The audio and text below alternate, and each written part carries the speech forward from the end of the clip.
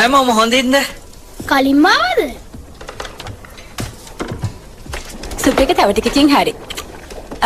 තව මොන හරි එළවලුවක් ආවොත් නරකද? ඕනේ. ගෝවා වලට ගැලපෙන්නේ ගෝවාම තමයි. චාලි. ඔය අසගන්න දෙයක් මං අද ගෙනාවා. චාලිගේ තාත්තා වැඩ කළේ නගරේ තියෙන දත් බෙහෙත් කම්හලක. පැය ගාණක් වැඩ කළත් අතට ලැබුණේ බොහොම සුළු මුදලක්.